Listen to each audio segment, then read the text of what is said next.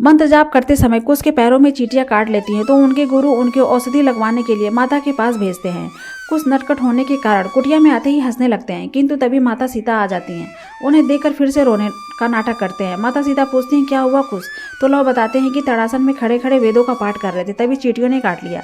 माता सीता कहती हैं मैं औषधि बनाती हूँ जिससे कष्ट दूर हो जाएगा। सीता जी औषधि बनाने लगती हैं, तभी देखती हैं कि कुश तो नाटक कर रहा है। तभी माता हरी मिर्च लेकर कूटने लगती हैं। कुछ देखकर घबरा जाते हैं और कहते हैं माता रहने दीजिए ना, इतनी भी पीड़ा नहीं हो रही है। माता तनिक भी चींटियों के काटने से वीरों को कहाँ कुछ होता है, औषधि रहने दीजिए ना माता, भोजन खिला दीजिए, बहुत भूख लगी है। लेकिन माता तो पहले से ही भोजन ना देने का दंड दी रहती हैं। सीता जी लव से पूछती हैं बताओ आप दोनों पेड़ पर क्यों चढ़े। लव नकली पूंछ लेकर आते हैं और कहते हैं माता हम जो ये पूंछ लगाकर घूमते हैं ना, तो आश्रम के सभी बालक हमारा उपहास उड़ाते हैं और वानर वानर कहते हैं। माता सीता कहती हैं तो तुम दोनों पूंछ लगाते ही क्यों हो। लव बताते हैं क्योंकि हम श्री राम के सबसे बड़े भक्त हैं। कुछ कहते हैं माता हम उड़ तो नहीं पाए, लेकिन वानरों की भांति वृक्ष से नारियल अवश्य तोड़ लाए।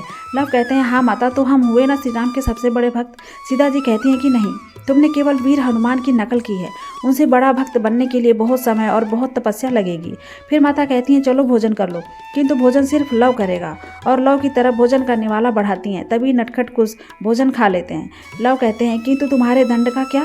तो कुश कहते हैं मैंने तो सिर्फ मुख ही खोला था, भोजन तो माता ने खिलाया, दंड में मुख खोलना कोई अपराध थोड़ी ना है। इस प्रकार माता सीता लव और कुश को क्षमा कर देती हैं।